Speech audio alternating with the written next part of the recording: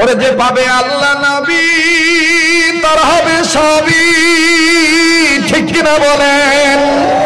যে পাবে আল্লাহ নবী তার হবে সবই, যে পাবে আল্লাহ রসুল ভেঙে যাবে তার সব ভুল, ওই আযাবে সে মকবুল করে নাও আল্লাহ কবুল, যেরকম আমি। মুসলমান ভাইরা আমার, বন্ধুগণ, গভীর মনোযোগ দিয়ে শুনবেন, এদিক সেদিক নজর দিবেন না। একটু এদিক সেদিক নজর দিলে পয়েন্ট হারিয়ে ফেললে, আলোচনার পয়েন্ট হারিয়ে ফেললে আলোচনা বুঝতে কষ্ট হবে। খুব খেয়াল করে শুনবেন বাজান, একটা কথাও যেন আপনারা হাত ছাড়া না হয়ে যায়। জীবনের শেষ বয়ান মনে করে বয়ান করছি। এইবার হযরত হুসাইন কাকা ডাক দিয়ে কয়, না না গো, মা যেভাবে আমাদেরকে থাবড়া মারছে খুব লাগছে। না না, নবী মুহাম্মদ ডাক দিয়ে কয়, না না ভাই, আমি তো তোমাদের পক্ষ হইয়া তোমার মায়ের অনেক রাগ দেখাইছি। না না, তোমাদেরকে মারবে না। বাজান কিতাবে লিখে, যদি বয়ানটা নিয়ে আমার বন্ধুগণ অনেক উলামায়ে কেরামের দ্বিমত আছে, কিন্তু আমলের জন্য, আশিক রাসূলের জন্য কথাটা বলা যায়। বাজান রে, আল্লাহ নবী মুহাম্মদ রাসূলুল্লাহ সাল্লাল্লাহু আলাইহি সাল্লাম ওমর, ওসমান, আলী, আবু বকরের সামনে একদিন ওয়াজ করতেছিলেন। হাসান আর হোসেন পাশে দিয়ে যাচ্ছিলেন মজলিস চলা অবস্থায়। হোসেন ডাক দিয়ে কয়, ভাই গো, নানা এখানে কি করে? হাসান ডাক দিয়ে কয়, নানা বয়ান করতেছে, ওয়াজ করতেছে। হোসেন কয়, নানা কি খালি একলাই ওয়াজ জানিনি, আমি কি ওয়াজ জানি না? হাসান ডাক দিয়ে কয়, তোর কাম তো খালি বেজাল বাজাই না। এই তুই ছোট মানুষ, তুই আবার কি ওয়াজ জানিস? কয়, তোমারে কইতাম না, না রে হুনামু। এইবার হাসান আর হুসাইন আমার বন্ধুগণ হাঁটি হাঁটি পা পা করে মজলিসের ভিতরে ঢুকে গেলেন। ঢুকিয়া আমার বন্ধুগণ, বাবা ডান সাইডে দাঁড়ায় আছে, আলী, ওমরও দাঁড়ায় আছে, ওসমানও দাঁড়ায় আছে, আবু বকরও দাঁড়ায় আছে। আল্লাহর নবীর সাহাবীর সন্তান আলীর সন্তান হুসাইন ভিতরে ঢুকে নানাকে সালাম দিয়ে বলতেছেন, নানা গো, ওগো নানা, অনুমতি যদি দিতাম, তোমার ওয়াজ তো সারা জনম ভরে শুনছি, শুনবো ইনশাআল্লাহ মানি, কিন্তু আজকে আমি তো ওয়াজ করতাম। নবী ডাক দিয়ে কয়, নানা ভাই, তুমি ছোট মানুষ, তুমি আবার কি ওয়াজ করবা? হোসেন কয়, নানা, আমি আজকে এমন একটা ওয়াজ করব কিয়ামত পর্যন্ত ইতিহাসের পাতায় তোমার আশিক রাসূলদের অন্তরে লেখা থাকবে।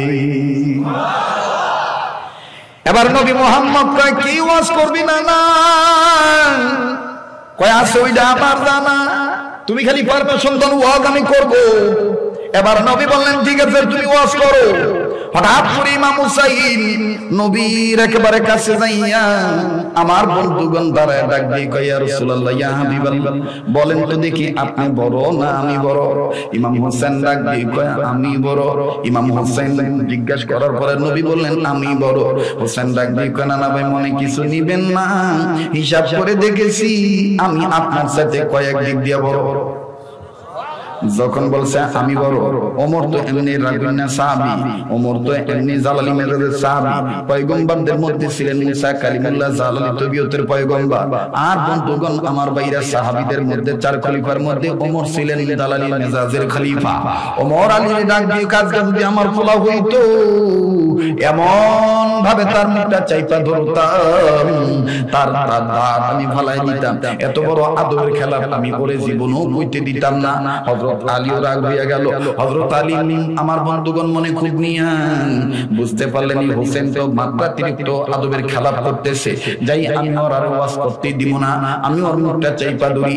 আর হযরত আলী পিছন দিক দিয়ে যাইয়া হোসেনকে এমন ভাবে মুখটা চাপ দিয়া ধরেছে, এই চুপ কর, চুপ কর, চুপ কর, তোর আর ওয়াজ লাগবে না, এমন ভাবে যাতা দিছে।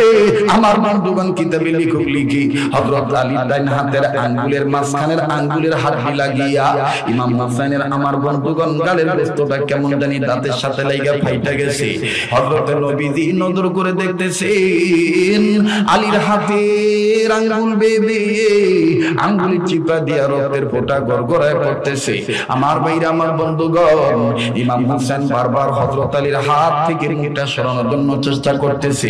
আমার ভাইরা, নবী আমার ডাক দিয়ে বলেন, আলী রে, আমার কলিজায় লাগতেছে রে আলী, ওই যে আমার নানা ভাইয়ের রক্ত বার হয়ে গেছে, তুমি মনে হয় খেয়াল করো নাই, এমন করে জাতা দিয়েছো দাঁতের সাথে গোশত লাগিয়ে আমি ঠোঁটটা মনে ফাইটা গেছে, ওই যে নাতিটার রক্ত বের হয়ে গেছে।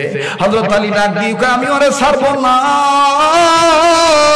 ও কেন বললো আপনার বড়?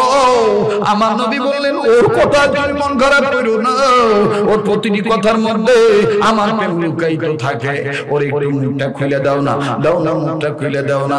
যখনই হযরত আলী মুখ খুলে দিলেন, আমার বন্ধুগণ হযরত হুসাইন নিজে নিজে রক্ত মোছার কান্দার ডাক দিয়ে কয়, না না ভাই, না না ভাই, মা একদিন থাবড়া মারছিল তাই কিছু কলজে আঘাত লাগছে, আজকে তোমার সামনে আমার এইভাবে বাবার মুখটা চাপ দিয়ে ধরে রক্ত বার করে দিল, তোমার কি একটু কষ্ট লাগে নাই? আমার নবী কান্দার ডাক দিয়ে কয়, না না ভাই, তাইলে তুমি বললা কেন? তুমি আমার অনেক দিক দিয়ে বড়। হযরত হোসেন কয়, না না ভাই, আব্বারে কর না, আব্বাই যেন আর মাথা গরম না করে, উপস্থিত কেউ জানি আর কোনো কথা না কয়। আমি আজকে একটু প্রমাণ করতাম যে আমি আপনার কোন দিক দিয়ে বড়। নবী আমার ডাক দিয়ে কয়, উপস্থিত হাজিরানি মুজলিস, তোমরা যে যেখানে আছো সেখানেই থাকো, আমি একটু শুনতে চাই আসলে হোসেন আমার কোন দিক দিয়ে বড়। তোমরা আর কেউ কথা বললো না। হোসেন ডাক দিয়ে কয়, না না ভাই, যেহেতু আমি বক্তা, আমি কথা বলবো, শ্রোতা সবাই, সব শ্রোতারা খালি শুনবে, এটাই কিন্তু আদব। বলে, হ্যাঁ না না, তুমি ঠিক কইছো, বলো তুমি কি বলো, তুমি আমার কোন দিক দিয়ে বড়? ওমর ডাক দিয়ে কয়, হোসেন, প্রমাণ যদি না করতে পারো, এতক্ষণ তোমার বাবা তোমার মুখটা চাপিয়ে ধরেছে, আর এই বেয়াদবি করার কারণে, আদবের খেলাফ কথা বলার কারণে আমি ওমর কিন্তু তোমাকে ছাড়বো না। হোসেন ডাক দিয়ে বলতেছেন, চুপ করেন, আপনি কথা বলবেন না, আমি প্রমাণ করতেছি আমি কোন দিক দিয়ে বড়।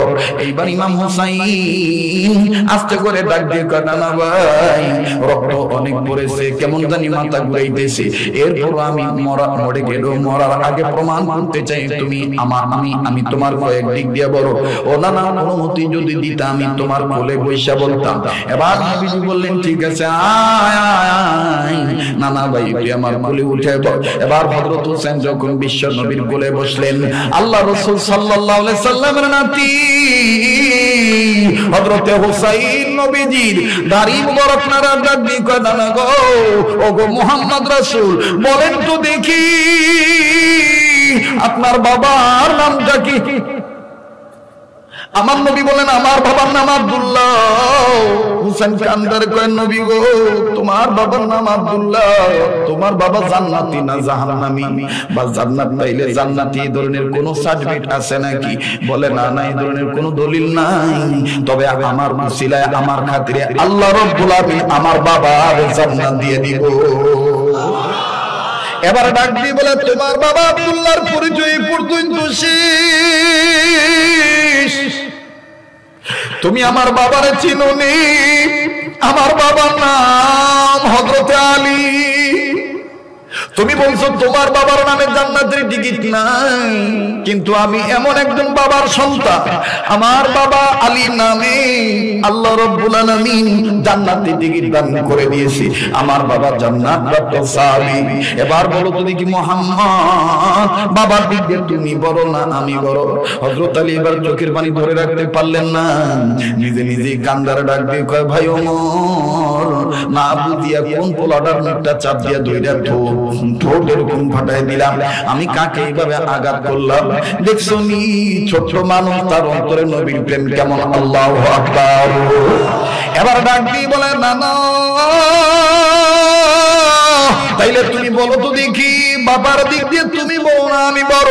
নবী বললেন, ভাই তুই বাবার দিক দিয়ে বড়। বলে, ঘটনা এখানেই শেষ নয়, এবার বলো তো দেখি তোমার মার নাম কি? নবী আমার ডাক দিয়ে বলেন, আমার মার নাম আমি না। হোসেন ডাক দিয়ে বলেন, তোমার মার নামে কোনো জান্নাতের টিকিট আসেনি? বলে, না না, জান্নাতের কোনো টিকিট নাই, আমার উসিলায় আল্লাহ জান্নাত দিবে, এটাই সত্য। হোসেন ডাক দিয়ে কই, তাহলে তোমার মার পরিচয় পর্যন্ত শেষ, তুমি আমার মার চিনোনি? আমার মার নাম ফাতেমাতুজ যোহরা, আমার মার জন্য আল্লাহ রাব্বুল আলামিন ওহী নাযিল করে দিয়েছেন, আমার মা হাশরের ময়দানে যতক্ষণ জান্নাতে না যাবে, দুনিয়ার কোন মহিলারা জান্নাতে ঢুকতে পারবে না, কেননা আল্লাহ এবং আল্লাহ রাসূল বলে দিয়েছেন সাইয়্যিদাতুন নিসাইল জান্নাহ। এখন বলেন তো দেখি মুহাম্মদ রাসূল, মার দিক দিয়ে আপনি বড় না আমি বড়? নবী কান্দার ডাক দিয়ে কয়, মার দিক দিয়ে তো তুই না না ভাই বড়। এবার হোসেন ডাক দিয়ে দিয়ে কয় নবী গো এখানে শেষ নয়, 3 নম্বর আপনি বলেন তো দেখি আপনার নানির নাম কি? নবী আমার ডাক দিয়ে বলেন আমার নানির নাম অমর। বলে তোমার নানির পরিচয় এই পর্যন্ত শেষ? তোমার নানি রে আল্লাহ কখনো সরাসরি সালাম দিছেনি? বলে না না না না, আমি মুহাম্মদের নানির আল্লাহ কখনো সালাম দেয় নাই। বলে তাইলে তোমার নানির পরিচয় পর্যন্তই শেষ, তুমি আমার নানির চিনোনি? আমার নানির নাম খাদিজাতুল কুবরা রাদিয়াল্লাহু তাআলা আনহা। আমার নানিরে আল্লাহ একবার না দুইবার নয়, আমার মাওলানা রব্বুল আলামিন আমার নানি খাদিজা রে আমার আল্লাহ তিনবার সালাম জানাইছে। শুধু তাই নয় গো নবী মুহাম্মদ, আমার নানি যেদিন মারা গিয়েছে আমার নানির মাথাটা স্বয়ং আল্লাহ কুদরতি হাত দ্বারা কিবলার দিক থেকে আরশের দিকে ঘুরিয়ে দিয়েছে। এবার বলো তুমি কি মুহাম্মদ নানির দিক দিয়ে তুমি বড় না আমি বড়? নবী কান্দার ডাক দিয়ে কয় না না ভাই, নানির দিক দিয়ে তো তুমি বড় হয়ে গেলা, তাইলে বলো নবীজি বাবার দিক দিয়ে আমি বড়, মার দিক দিয়ে আমি বড়, নানির দিক দিয়ে আমি বড়। বলে আর কোনো কিছু জিজ্ঞেস করবি কিনা? হোসেন ডাক দিয়ে আমার ওয়াজ শেষ, ফাইনাল একটা ওয়াজ করে দিই, বলো তো দেখি এবার তোমার নানার নামটা কি? নবী আমার কান্দার ডাক দিয়ে হুসাইন আমার নানার নাম খাজা আব্দুল ওয়াহাব। বলে তোমার নানার নাম খাজা আব্দুল ওয়াহাব এই পর্যন্ত শেষ, তুমি আমার নানার চিনুনি? আমার নানার নাম সাইয়্যিদুল কাউনাইন ইমামুল মুরসালিন রাহমাতুল লিল আলামিন খাতামুন নবিয়্যিন। আমার নানার যদি আল্লাহ না বানাইতো আমি এত দাতা এত দামি বাবাও পাইতাম না, এত দামি মাও পাইতাম না, আমি এত দামি নানিও পাইতাম না। আমার ওই নানার উসিলায় আল্লাহ আমার এত দামি মা বাপ নানি মিলাইছি। আমার ওই নানার নাম মুহাম্মাদুর রাসূলুল্লাহ সাল্লাল্লাহু আলাইহি সাল্লাম। এইবার বলো তুই কি মুহাম্মদ নানার দিক দিয়ে তুমি বড় না আমি বড়? আমার নবীজি চোখের পানি ছেড়ে কান্দার ডাক দিয়ে কয় সাবিরে রে, এই জন্য কোন মানুষের সব কথা না শুনিয়া মানুষের উপর মন খারাপ করতে নেই। দেখছো নি ছোট ভালো কি পরিমাণ আমারে ভালোবাসে। ইমাম হুসাইন ডাক দিয়ে কয় নবী গো আপনি বলেন তো দেখি তাইলে আপনার থেকে কয়েক দিক দিয়ে আমি বড় না ছোট? আমার নবী ইমাম হুসাইনকে জড়াই ধরে কবলে চুমা দেয়া ডাক দিয়ে কয় নানা গো নানা গো আজকে আমি তোর কাছে হাইরা গেলাম, আসলে তুই অনেক দিক দিয়ে বড়। হুসাইন ডাক দিয়ে কয় নানা গো আমি কিন্তু একলা একলা বড় না, আমি কিন্তু তোমারে লইয়াই বড় হইতে চাই। আশিক বিনে কে বুঝিবে আমার দয়াল নবীর শান। বলেন আশিক বিনে কে বুঝিবে আমার দয়াল নবীর। বন্ধের বাইরা বনে আছে কিনা জানি না, হযরত হোসেন যখন দেখতেছেন পর্দা লড়তেছে, হাসান ডাক দিয়ে কয় ঢুকিস, মনে আছে? ডাক দিয়ে কয় পর্দা লড়তেছে, হাসান বলে ঢুকিস না। হোসেন কয় আমি ঢুকি দেখি তো জিবরাইল কেমন দেখা যায়। আমার ভাইরা জিবরাইল বলতেছেন ইয়া রাসূলুল্লাহ হোসেন আছে, হোসেনকে ঢুকতে দেয়। নবী বললেন হোসেন কিন্তু খুব চালাক, কোন মতে যদি বুঝতে পারে তুমি ফেরেশতা জিবরাইল তাইলে কিন্তু তোমার ঘাম ছুড়িয়ে দিব। জিবরাইল কয় আইতে দেন না। এবার ইমাম হোসেন যখন ঘরের মধ্যে ঢুকলেন, ঘরের মধ্যে ঢুকে কয় আসসালামু আলাইকুম ইয়া রাসূলুল্লাহ, আসসালাতু ওয়াসসালামু আলাইকা ইয়া হাবিবাল্লাহ, আসসালামু আলাইকা ইয়া আহলাল বাইত।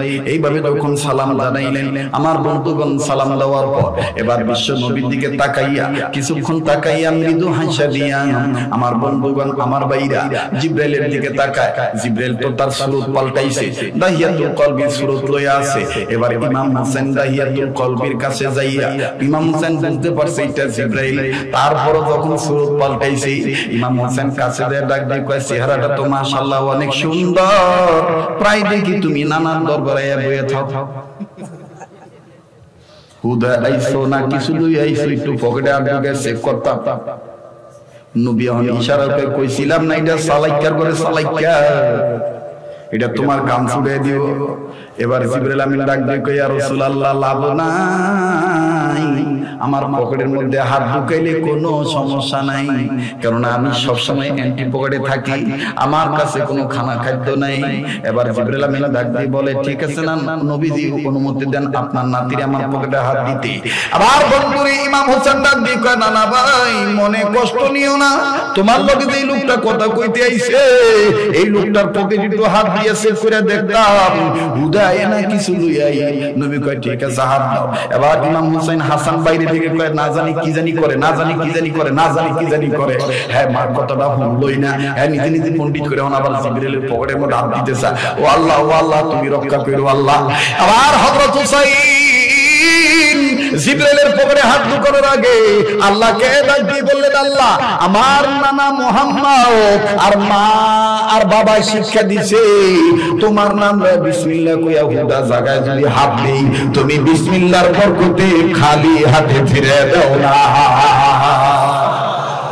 এবার বিসমিল্লাহ বলে যখন বাদান রে হযরত ইমাম হুসাইন যখন জিবরাইলের পকেটে হাত দেয়, আরে বন্ধু, সাথে সাথে আল্লাহ পাকের আরশের খুঁটি নড়ে উঠছে। আল্লাহর আরশের খুঁটি যখন নড়ে উঠছে, আল্লাহ পাক ডাক দিয়ে কই, কি বাবা নরস কেন? আরশের খুঁটিগুলো চিৎকার দিয়ে ডাক দিয়ে কয়, জান্নাতি যুবকদের সর্দার জিবরাইলের পকেটে কিছু পাওয়ার জন্য তোমার নাম নিয়ে বিসমিল্লাহ কইয়া হাত ঢুকাইছি, তুমি কি কিছু দিতা না? আল্লাহ ডাক দিয়ে কইতে, শুনলে শোন, জান্নাত থেকে আমি ফেরেশতারে বললাম, এ ফেরেশতা, এক জোপা আঙ্গুর লইয়া জিবরাইলের পকেটে ঢুকাইয়া দাও। আমার ভাইরা এবার পকেটের মধ্যে বিসমিল্লাহ কইয়া হাত ঢুকাইলো, নিচের মধ্যে আঙ্গুলের মধ্যে যখন আঙ্গুর পাইলো, এবার হোসেন ডাক দিয়ে কয়, না না, দেখছনি তোমার লোকটা কত মিথ্যা কথা কয়। পকেটে খাউন থুইয়া কয় খাউন নাই। নবী ডাক দিয়ে কয়, তুই কি কস, তোর মাথা ঠিক আছে নি? কয়, প্রমাণ তো দিছাও, বার করি। নবী কয়, বার কর। এবার ইমাম হোসেন আলহামদুলিল্লাহ কইয়া আল্লাহু আকবার কইয়া যখন পকেট থেকে হাত বের করছে, নবীজি নজর করে দেখি হাতের মধ্যে এক জোপা আঙ্গুর দেখা যায়।